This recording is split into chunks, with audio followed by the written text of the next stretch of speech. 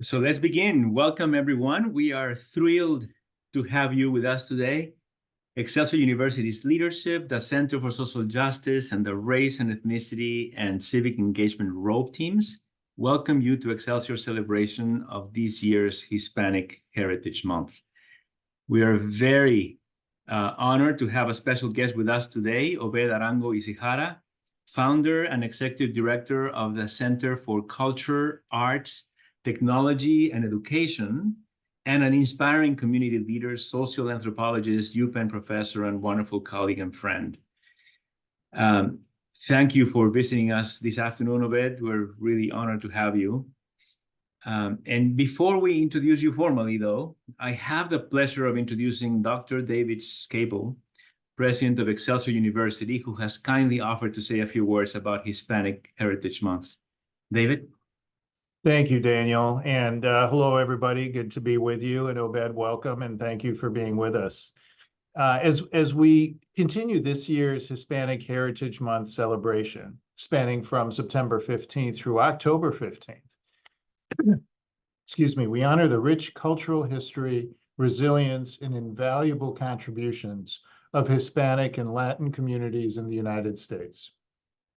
This year's observance holds special significance as we acknowledge the complexities and triumphs of Hispanic immigrants shaping the fabric of our nation.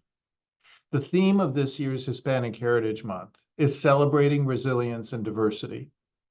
Hispanic Heritage Month commemorates the anniversaries of independence of Costa Rica, El Salvador, Guatemala, Honduras, Nicaragua, Mexico, Chile, and Belize. However, it also serves as a poignant reminder of the powerful achievements and ongoing struggles of Hispanic and Latino, and Latinx immigrants. According to the Pew Research Center, Hispanics comprise the second largest racial and ethnic group in the United States, with over 62 million individuals accounting for 19% of the total population. The U.S. Census Bureau reports that Hispanic immigrants have significantly influenced population growth, with 33% of Hispanics being foreign-born. Despite facing challenges, Hispanic immigrants have made remarkable strides. For example, according to the Hispanic Chamber of Commerce, Hispanic-owned businesses contribute over $500 billion to the U.S. economy annually.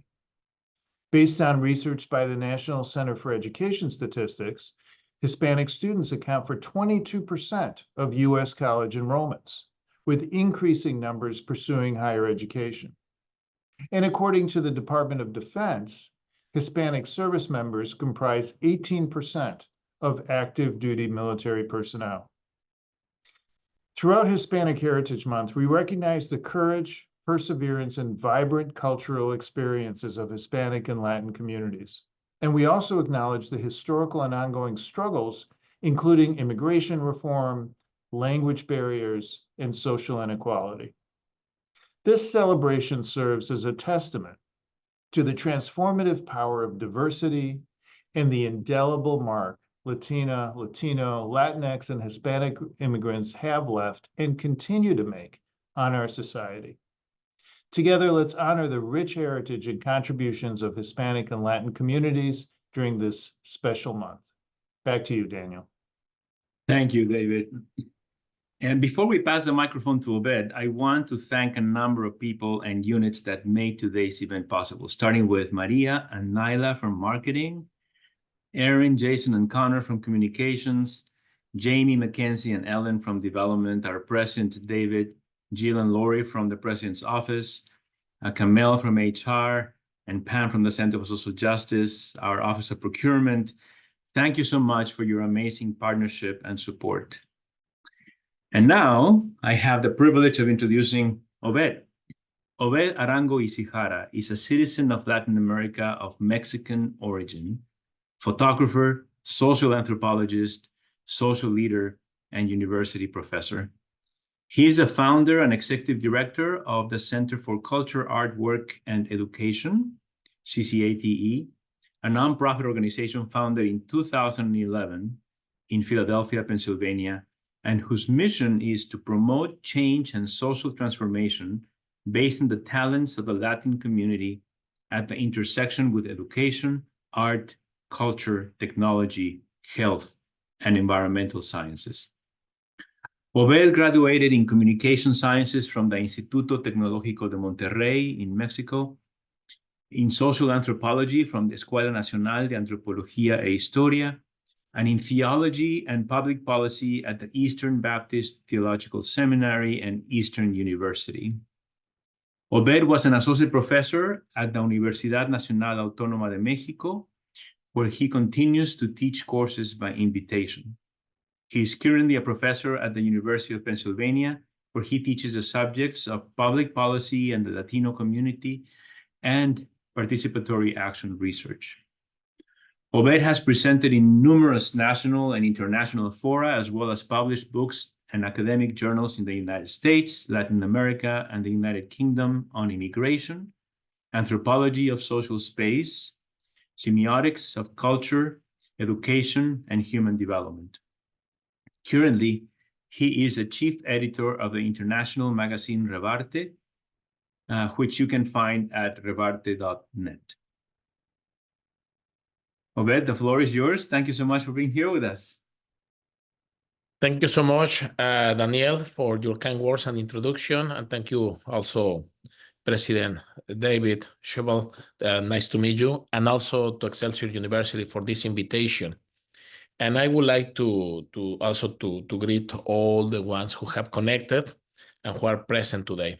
And I hope that we can have a good time of reflection and conversation.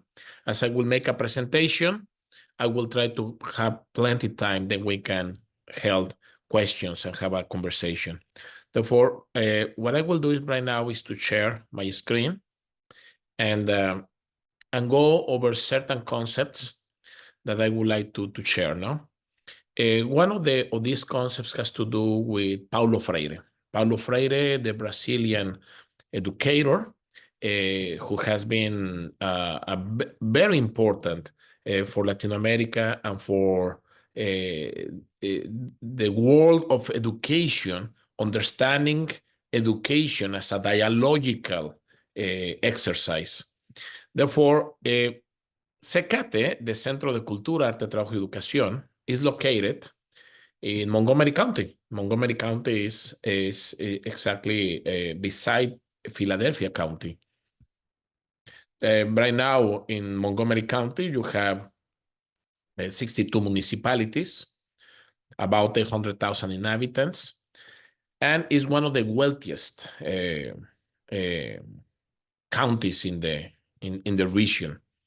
Norristown, which is the county seat, contrary to what is Montgomery County, is the poorest or one of the poorest municipalities in the state and also in the county. And there it happens that migration, Latin American migration, boom between the year 1990 to 2020, passing from 9% to 28% in that period of time. Therefore, it had a growth of 300% in numbers. And I just wanted to give these numbers because it doesn't tell completely the story, but it gives you the idea of the dimension of the growth. And you will, and what will you notice is that in the United States, there are many towns similar like Norristown in different places. My study as an anthropologist in 2006, in Mexico City, I was focusing in the central square of Mexico City called El Zócalo. And I was in the center of the life of Mexico from the very historical place when Mexican life happened since before the conquistador. And then after 7 years in doing ethnography in Mexico City, I came to the United States to continue my anthropological studies. And then from being in the center, I came to the periphery, And studying the immigrant community, I was not completely convinced of the term diaspora that was used in sociological essays, in political papers. or in references of many of the speakers when they talk about the Latin American diaspora, the Guatemalan diaspora, the Chilean diaspora, the Mexican diaspora.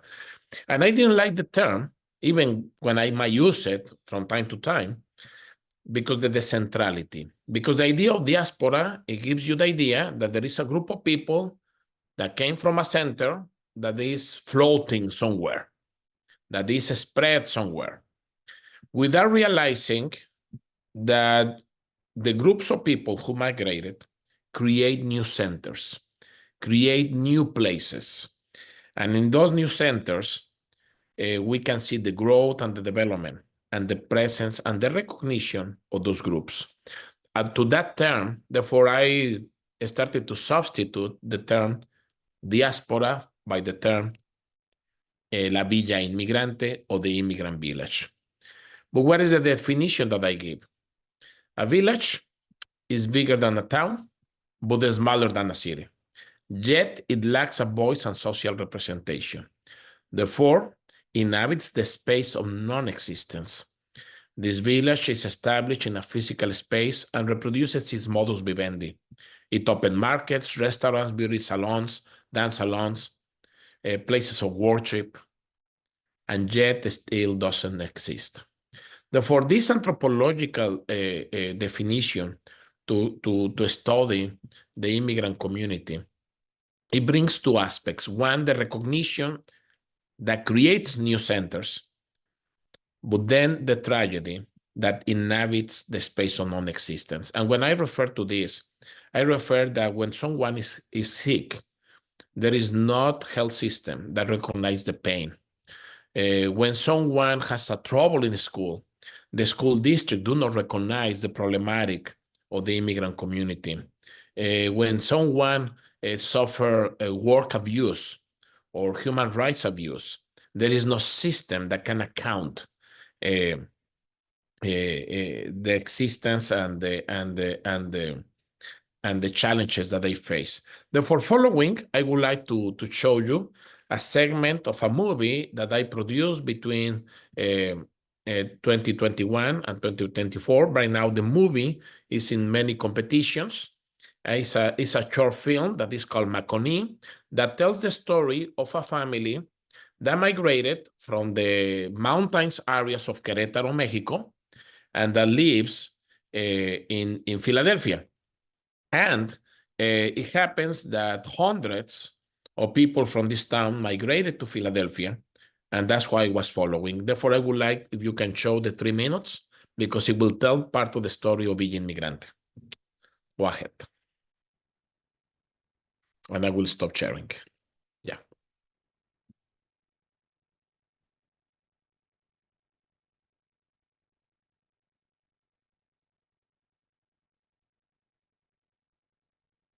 Con mi papá, no dejarlo solo. Pero ya estar aquí uno ya se siente abajo. Sí, sí, ya bajamos 200 metros.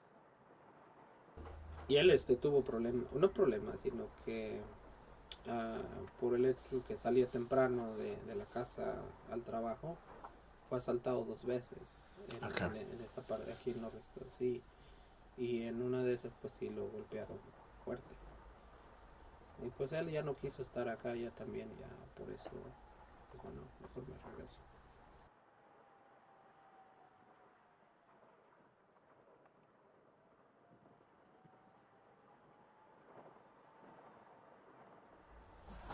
Y sí es difícil a veces andar muy temprano. El hecho de andar caminando en las calles, las personas, especialmente los fines de semana, que saben que un latino pues anda trayendo dinero en las bolsas, porque ya sea que fue tu pago de la semana, o bien porque pues no cuentas tú con una cuenta bancaria y pues traes efectivo, y te tratan de quitar eso. En esta lavandería, a Juan Hernández Lugo, hermano de mi cuñada Gloria, Hernández fue seguido, asaltado y a la vez asesinado. Empezaba a medio que acomodarse y allá cuando él llegó con unos sobrinos con unos sobrinos, unos hijos de mi hermana, que ahorita ella está aquí. Y igual el sobrino que él lo apoyó allá, él ya está aquí también ahorita. Ajá, ellos lo vieron allá cuando él falleció. Estaban creo que en ese mismo departamento, ellos. Creo que ya iba a entrar al departamento cuando lo abalacearon. Yo lo que supe de él, que dice que le pegaron, creo que en su pecho o atrás de la espalda le pegaron y las balas le salieron aquí. Y yo lo que sé, porque le digo que me platicó el sobrino que ya está aquí, él lo vio morir porque él cayó en sus brazos. Ahí quedó, él se le murió ahí en sus brazos, en el mismo departamento. Ajá. Pero el hecho de tener esto se lleva mucho tiempo. Y yo gracias a Dios lo tengo por una mala experiencia. En el 2015 sufrí un robo, podría decirse, donde esta persona me puso el arma de la pistola en la cabeza, pues, y de hecho me dio 2 golpes con la misma arma. Y a raíz de esto, pues, pude aplicar para una visa U que me llevó a tener lo que tengo ahora, mis manos, y que pues me ayuda mucho a andar tranquilo en las calles, poderme identificar con la policía en cualquier problema que tenga de tráfico. Very good. Until there. Thank you. Then I want to mention here the tragedy. This is a family in which the father was beaten twice when he was about 60 years old. And then, because the crime against him was ignored, he decided to return to Mexico. Then the nephew is assaulted. He resists the assault. And then he's shot and is murdered and killed. When I researched deeper on this, and I went to the police has no records. And they say that this is an unsolved crime, as if he will never exist, as if that murder never happened.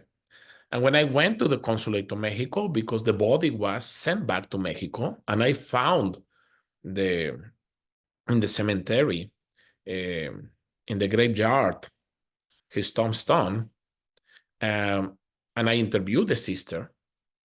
The consulate of Mexico has the paperwork. Therefore, right now, I am in the step to go back now with the support of the consulate to see how is that documents disappear in the police here. And that it tells me that people can inhabit a physical space, but it lives in the space of non-existence because their presence is not something recognized by the social systems. That make us think that in order to exist, 2 things come up to us. First, the creation of counter spaces in order to exist. And second, to create counter narratives, to give life to words and ideas. Therefore, in one of the readings that I share, it is talking about translanguaging as opening paths to existence, is because the new generations find that space where they can actually mix cultures and mix languages, etc.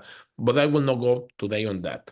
But first, the creation of counter space. Therefore, the research of Immigrant made me think, if we want to exist, we need to create our own spaces. We need to create counter spaces. And that is when we started to create CCATE. The picture that you see, I am sharing some of the pictures that I have been taking through the years. That was the first space that we created. And from that room, we started to grow and we started to expand. Therefore, in the first one, the contraspacios, the immigrant village create counter spaces. And in those counter spaces, we tell who we are. We display our identity. At the beginning, the creation of CCATE, it was to create a place where we can heal, where we can reflect on who we are as immigrant community, and then we can start to display our stories, to cry, to do art, to explore the talents that we have, and still without the recognition from the social system. In fact, CCATE started underground because there was a big rejection in those days towards the immigrant community that ICE is Immigrant Customer Enforcement, was making big deportations in the area. And the town didn't welcome the presence of CCATE.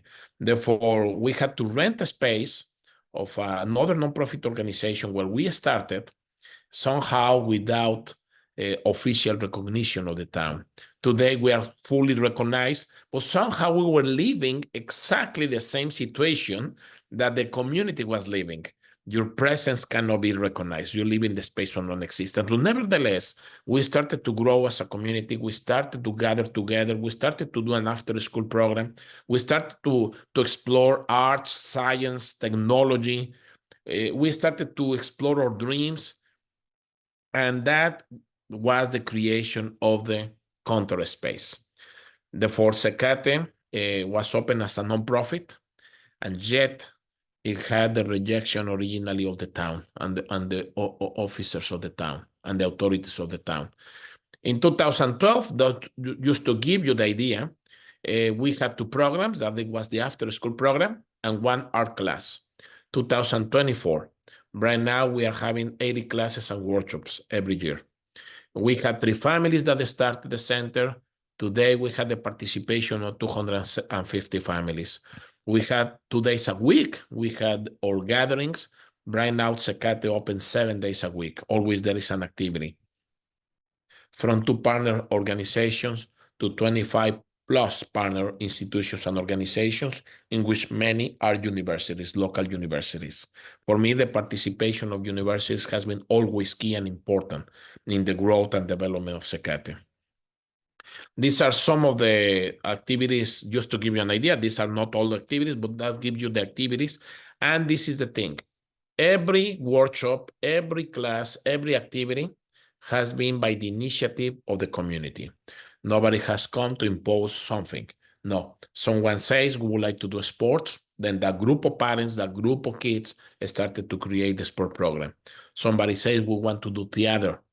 Then that group started to figure out how to create the theater. Someone says we want to do filmmaking, then we started to create the filmmaking circle. And each class and every circle is autonomous. Each group decides what they want, how many times they want to meet during the year, what is the goals that they have, and they decide their own curricula. Therefore, that gives us a democratic exercise that is very unique based on the community. Freire, in Pedagogy of the Press, he will say that the 2 problems of the big problem of education is to think in the concept of banking education, which means that people needs knowledge, thinking that the people is an empty vessel that needs to be filled with knowledge. Paulo Freire will challenge that, and Paulo Freire will say, no, everybody has knowledge, everybody has experiences, everybody develops wisdom, everybody reflects in their own environment. Education should be a dialogical encounter of people learning from each other. And he will say in that dialogue, it should bring into praxis, means in solutions. CCATE in many ways is that praxis. I will jump some of these ones, but I want to go to this one. Therefore, Paulo Freire will tell us what he will define as the true world. Who will think today in true world, especially in times of postmodernity, where the big paradigms has been challenged? Who can help the truth? No? But Paulo Freire will tell us how to understand the criteria of how to identify the true world. He will say that the true world is the one that puts together action and reflection. If you sacrifice the action, then it becomes only demagogy and verbalism. If you sacrifice the reflection, it will become only activism, like pills to dumb people. Therefore, he will say it's action and reflection, and that action brings dialogue and then brings praxis. That is how, therefore, for us, I want to give you an example of this. For example, in 2014, the adults decided to read together. That was the idea, that was the action. And then we started to do it. And in that reading circle, we started to read the same book, the same page. We sit down on the table. Everybody will take one page to read. Everybody will listen their own voices. Everybody will start to learn from the other. Different rhythms, different ways of reading, different expressions. We started to appreciate each other. And then after 30 minutes reading together, the readings that we choose as a group, we will reflect. No one holding the role of the one who knows everything or the role of instructor, but everybody will start to reflect in circle, learning from each other what we understood of the reading. Together, we read the word and the world. We decide actions and put talents on the table to recreate the work and the world. And then we discover and liberate each other. That is the praxis. And in that praxis, allow us to actually do the reading circle for about 7 years. Today, the reading circle is a writing circle. Therefore, one of the things that we define it, because we think that language is important, CCATE reading circle versus reading club. We say it cannot be a club because it's not an elite. We want to be something that is available to everyone, regardless what official systems of education say who is qualified and who is not. For us, it's a circle where everybody can fit. But while to say the true word, Paulo Freire will say, while to say the true word, which is work, which is praxis, is to transform the world, saying that word is not the privilege of some few people, for few persons, but the right of everyone. And the reading circle is just the perfect example of that. But just like the reading circle is truth for everything, the health circle, the environmental justice circle, the many art circles that we have, the film circle, the podcast circle, we started to exercise this praxis, this reflection, this dialogue, this action, reflection and praxis in everything what we do. Therefore, we started to create this counter space. And then we started to challenge the epistemology, because epistemology, this big word that tells us what is knowledge and how do we know that knowledge is knowledge. We started to think that there are many knowledges that started to define our ontology, in other words, our identities. Therefore, instead of being attached to one way of producing knowledge and validating knowledge, we started to be open to many knowledges, to many experiences, and to the validation of who we are as a community, coming from the non-existence to exist, coming from the rejection to be accepted, coming from a system that do not recognize our pain or our tragedies or our situations, coming together to listen, to validate, to heal, and to find an open path to that recognition. CCATE has been very instrumental in that. This gives you a little bit of an idea. This picture here is actually a video.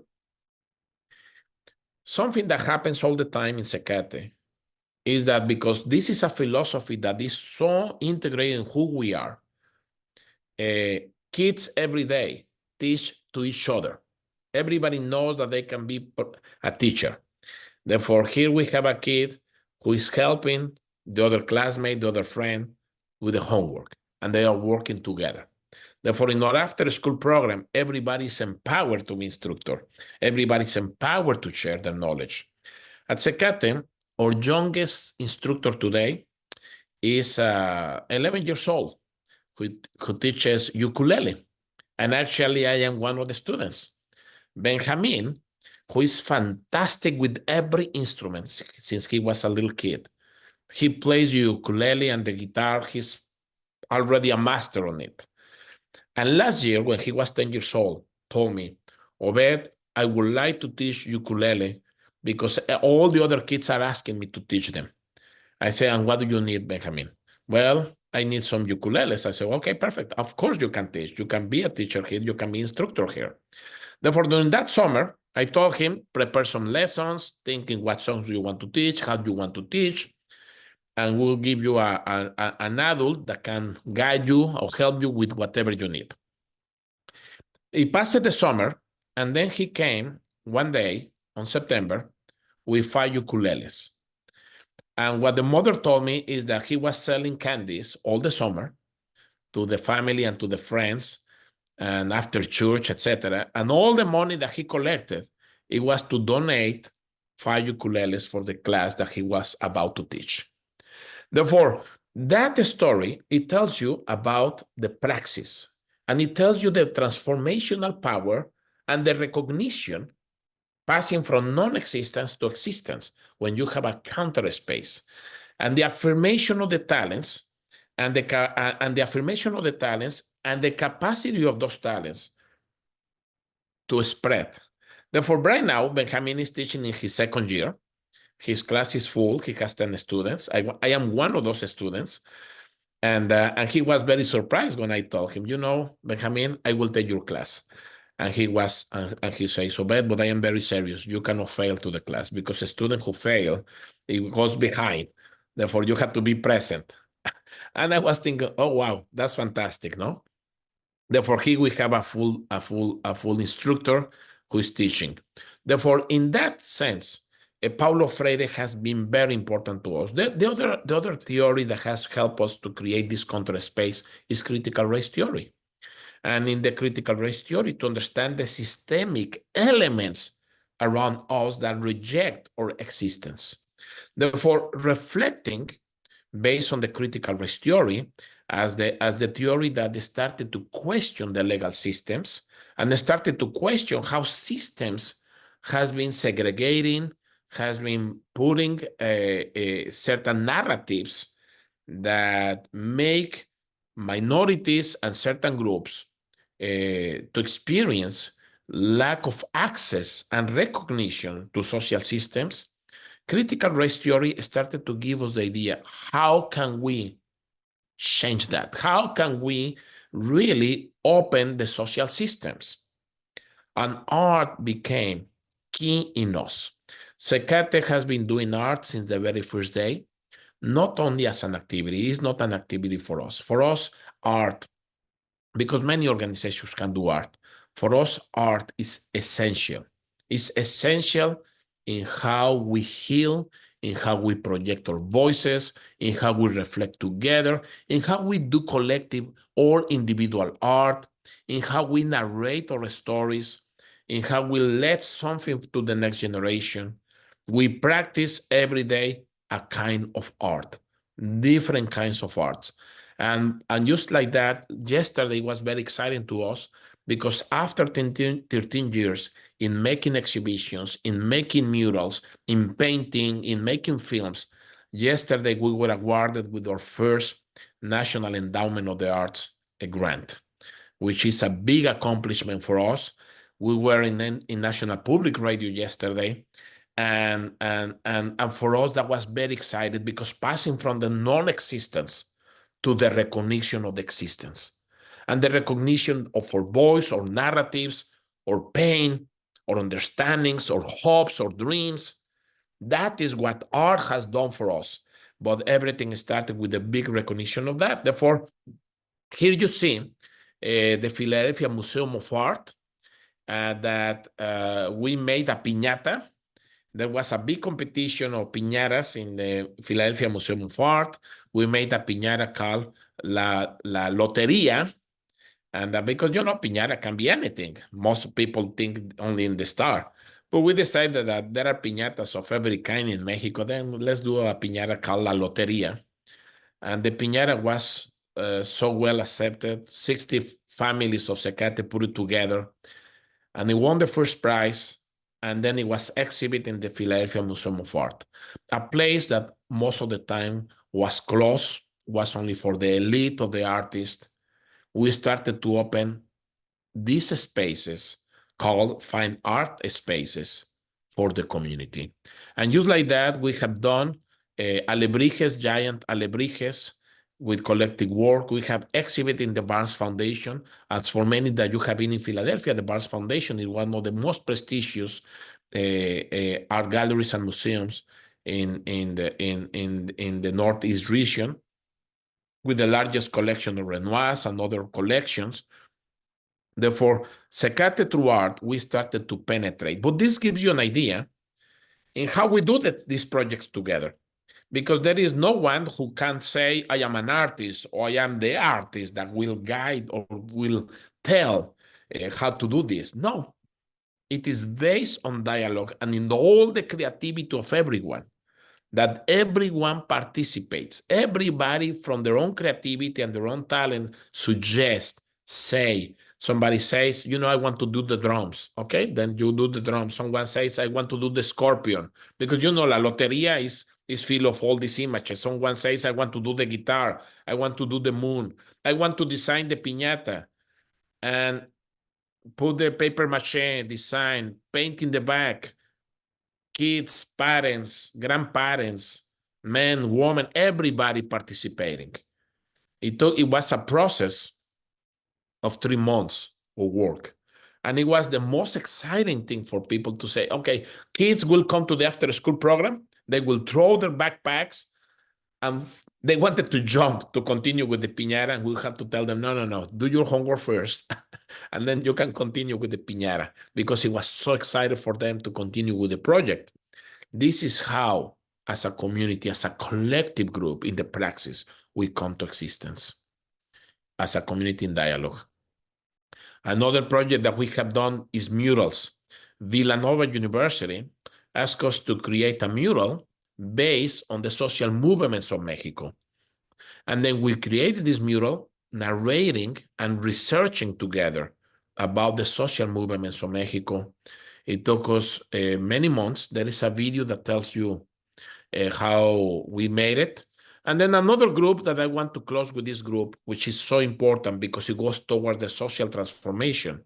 It has to do with the participatory action research, which is one of the classes that I teach at the University of Pennsylvania for the graduate programs of education, social policy, political sciences, anthropology, which means that the community can set the agenda, can learn the methodologies to research, can learn the methodologies to code the information and to write their own papers.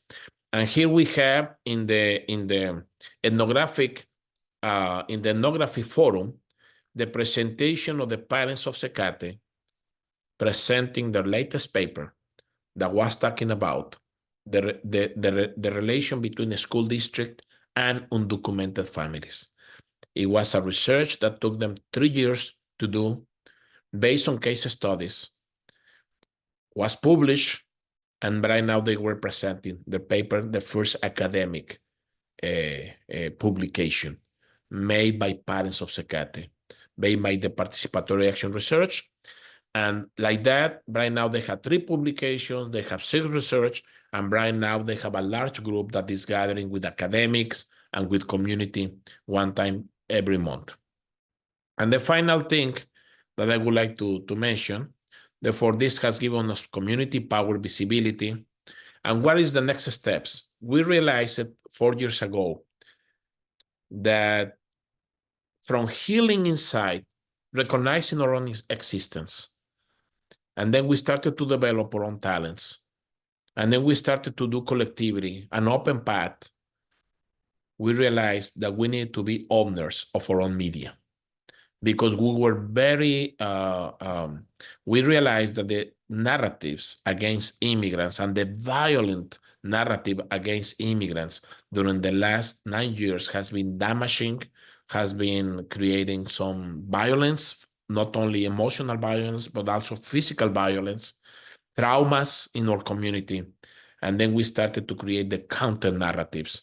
Therefore, filmmaking has been since 11 years ago. One of the ways how we voice this, we started RevArt.net, an electronic magazine. And now we are starting, we will just award with that by the FCC with that FM signal to become the first Hispanic public radio in Philadelphia area, a kind of NPR dedicated to art, culture, education, news, dialogue with authorities on the radio.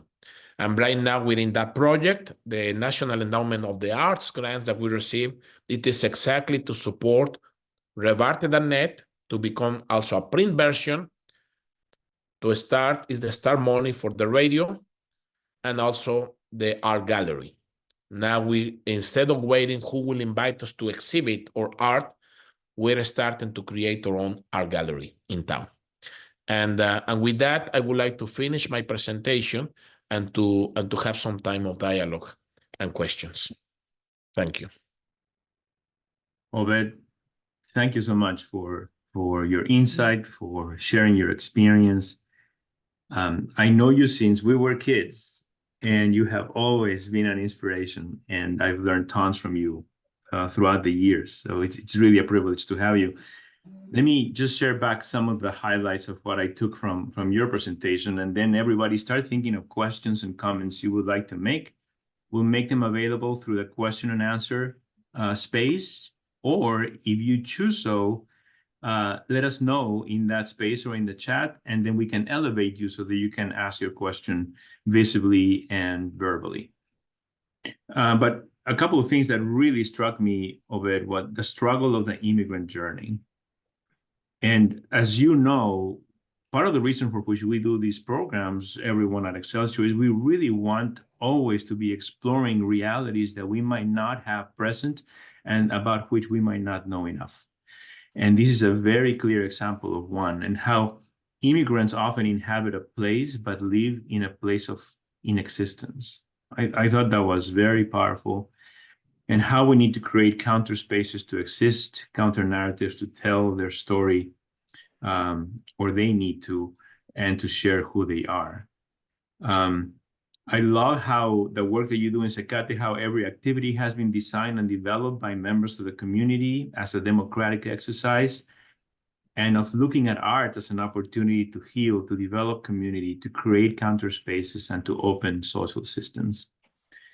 And then on the more theoretical side, I really appreciated you mentioning how education, or reminding us how education is a dialogical process, and how we need to move from banking models of education, where we think we're filling the space, to people learning from and problem solving with each other, and together reading, reflecting, identifying actions and talents to recreate the work and to discover, liberate each other. And how the word is not a privilege, according to Freire, of some, but the right of everyone, and that not one knowledge, but many knowledges giving existence to the community. Powerful, powerful content. So let's open up the space for questions, for comments. Again, you can use a Q&A space, or you can also ask us to elevate you and interact with Obed. So I'd like to just thank you and congratulate you on your wonderful accomplishments. And I'm not surprised, because they say qualitative data is data with the soul, and you've really brought that here today. You've created the counter narrative that I know is in your work, but the soul of the folks that you work with really shine in everything that is done. And the work is truly social justice work, as it's meant to be. So I thank you and congratulate you, so well deserved, on the grants, on what the FCC has granted you. And I look forward to seeing, and to hearing the work that continues to be done and continues to grow. Thank you, Pam. Thank you, Daniel. Yes.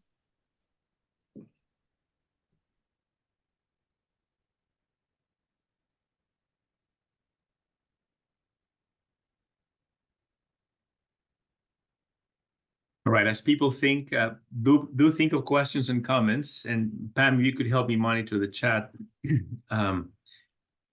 Sure. I would like to ask you, Obed, tell us a little bit about I mean, the work that you have done has been from the ground up, right? I know that you started from scratch what CCATE is today.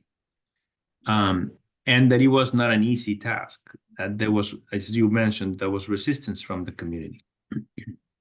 So it's a two-part question. The first one is if you could share a little bit of that journey of trying to lift such a wonderful outcome from the ground up, right? What it took from you and what it took in terms of strategy, right, in order to be able to accomplish what you have accomplished. But then simultaneously, I think it would be very helpful for us in this space to identify opportunities for us to maybe not develop a CCATE, but to do the work, right? To be part of this counter narrative. What can we do as individuals in the spaces where we are, in the work that we do, to join this effort?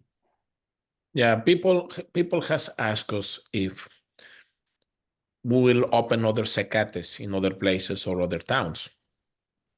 And because CCATE is exactly the opposite to a franchise, no? You have a Starbucks that is already designed and you put it there, no? Or you have a McDonald's and boom, it's there. CCATE is exactly the opposite to that because CCATE is made by the people, imagined by the people, imagined by the community, and each community is different. Each community has different social agendas. It confronts different. There are some things that are similar, but each community in itself carry different ways.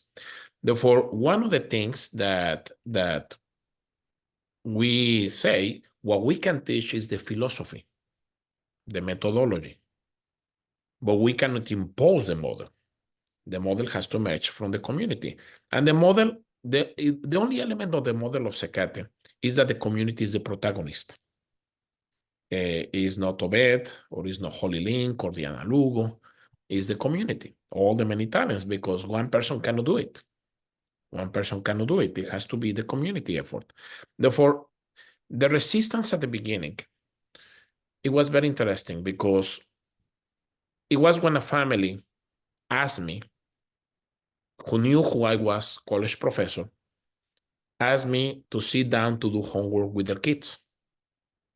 And it was in a Mexican market, in a Mexican store, who they put me a table and sit down with the two daughters to do some math homework. And when they asked me and told me, Obed, there are many other friends in the school that are in the same situation. And suddenly I found myself surrounded by 6 or 7 kids with the same trouble of making homework. Brilliant kids that recently arrived from Mexico. Therefore, in that moment, I talked to the parents and I said, okay, if we do this in more organized way, what will be the agenda that we want to follow? And they say, the successful of the kids at the school. That's what we want of it. We want them to be successful. That is the focus that we want. Therefore, the community set the agenda from the very beginning. Therefore, we wanted to make this more official. Therefore, we opened the nonprofit, which it was a journey in itself to get the 501c3. And we wanted to do this to have a little bit of protection, no, and to make it something that strategically can have a long run, because you can do it informally and it can endure for maybe 1 year or 2 years. But when you do it formally, it gives you certain protection, it gives you certain presence, and I knew already that we need to create a counter space. All that came from my research. Therefore, theory really can help you in how to land that in a strategy. Without the immigrant village reflection, without that definition, I will not understand that we needed a counter space and a counter narrative. It was really the research and the theoretical development of the concept La Villa Inmigrante that helped me to imagine where are we going. Therefore, Paulo Freire was the model. You see, is reflection and action. It's in that dialogue. Therefore, I remember after we got the 501c3 and we struggled 2 years to have a place, when I sit down with another 3 families and 3 kids, I told the parents, what do you want to do after we do the homework? And because you have to teach something, I told them. I am the one here helping with the homework, but I am not the one. You need to teach something. And then one of the mothers says, oh, I know how to do bracelets because in my town we do bracelets. I said, perfect. Now you are the teacher of bracelets.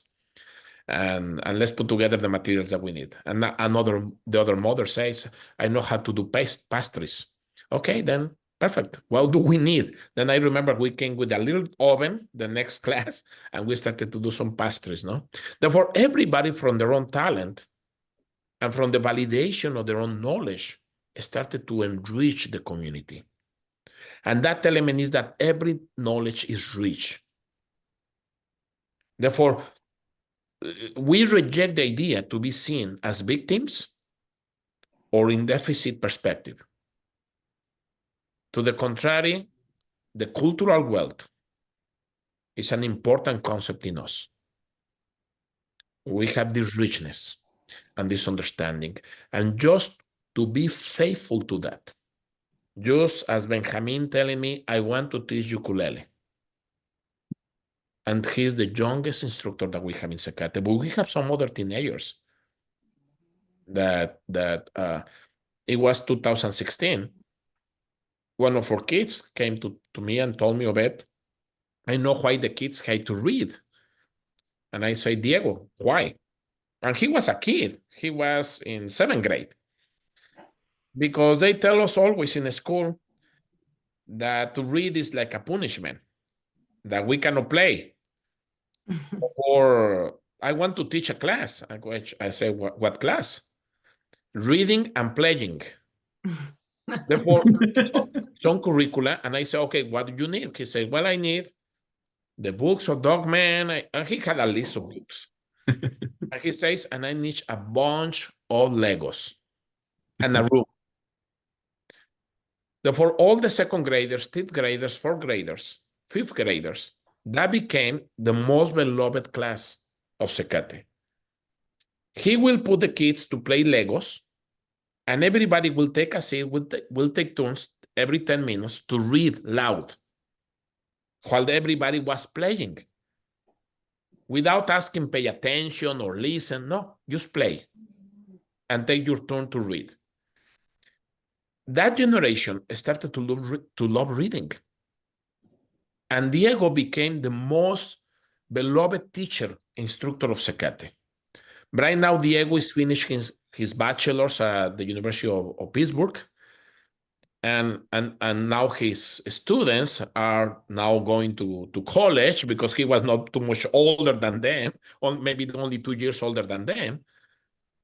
But now we have a generation that was impacted by a kid whose knowledge and experience and understanding of life has something to teach. Therefore, at CCATE, we are faithful to that principle. We are faithful to that principle.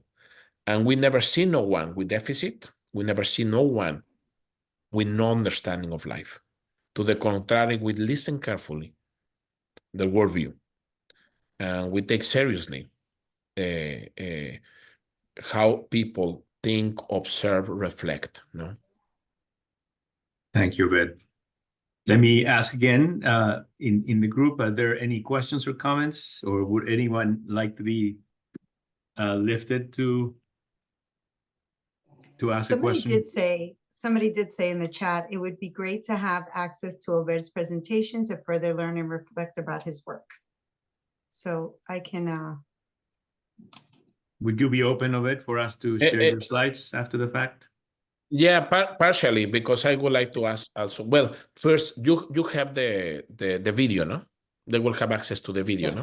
Yeah, it's in the Rope Teams platform, yeah. Exactly. Just because the presentation is in a Google Drive, in which also is shared with some members of CCATE, I want to be careful of that. However, I will be more than happy to share some of the content and the key contents now. Yeah. So I have one quick question, and I wonder if the goal is ever for the migrant village to, I guess not the goal, but to influence the bigger, right, the bigger environment, the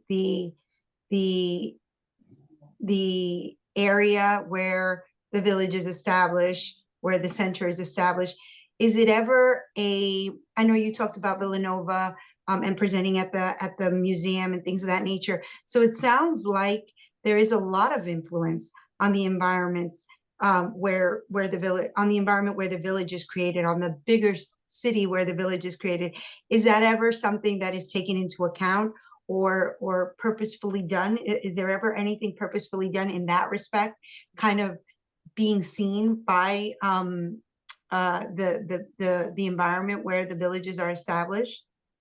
I think the visibility and the recognition of the immigrant village, it is a process. There are many communities that live under oppression, in which their voices are silenced. There are many immigrant communities in which their existence has to be hidden, especially for like the clip that we presented, no? The violence that they suffer, the physical violence. Look at the tragedy of that segment. The father was beaten, the nephew was murdered, and the protagonist survived the assault. And that was the only reason he was able to apply to the U visa, because he survived a tragedy, because he was not murdered, because he was not killed. Therefore, the non-recognition of the existence is systemic. Therefore, many communities, that is very oppressive, and that's why many communities do not organize, because the oppression and the violence. Then for us, it took a journey of being hidden for 3 years. I remember that when one of our main leaders, Diana Lugo, came for first time, she says, I had a lot of a struggle to find a place over. Why you don't put outside, say, it's CCATE? I say, no, I cannot do that, because if not, the municipality will come and will close the center. We were living very similar situation that most of the families were living. And it took us 3 years. I remember I told to the families, it will come the moment that will be so many that will emerge from under the sea that they will not neglect our presence and our influence. And that happened just 3 or 4 years after, no? And that saying of the March of Giants will no longer stop. Esa marcha de gigantes ya no se detendrá. This March of Giants will not stop is truth, as a Latin American saying. And that's where I see the immigrant community. Once that they decide to march, it will not stop. But I see that many communities feel or live in that oppression. Thank you. I just want to read two comments. This was wonderful. Can you later post a link to the recording of the presentation? Yes, of course. I put the link to the community where the videos are so that you have access to them. And then Laura says, thanks for an inspiring presentation. You have shown us how art not only brings us together, but lifts us up and creates social change. I love it. Thank you. Thank you. Yeah. Thank you, Pam. And unfortunately, we're reaching the end of our time. Obed, I am suspecting that we at least will invite you again. If possible, we'll have you again, perhaps for a more interactive session, where we can do some sort of a workshop. And for everyone to know, we're already exploring a collaboration between the Center for Social Justice and the Center for Culture, Art, Technology, and Education that Obed runs. So we're really looking forward to that. And Obed, we cannot thank you enough for your willingness to share your work and your story, and more than anything, for your insight on the power of the village, the immigrant village, and what that means for us and what that means for our work in our communities. So thank you so much for being here. Thank you everyone for participating. We will post a recording in the Rope Teams platform, and that will disseminate it across Excelsior. Yeah, and I would like to say something. RevArte is an open space for publication, The current number will be about the different ways of experiencing migration. And if any of you or your students would like one day to publish something with us, feel free to let us know. And you are invited. Wonderful. That's the idea. That Wonderful. Revarte is a place for the world in dialogue. It's fantastic.